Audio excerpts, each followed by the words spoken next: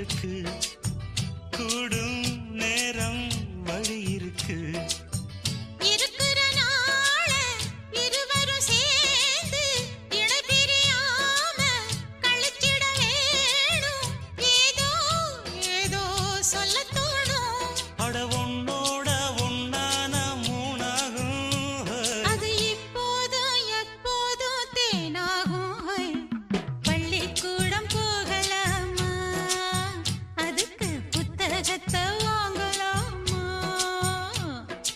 எல்லோருக்கும் நல்ல பாடம் சொல்ல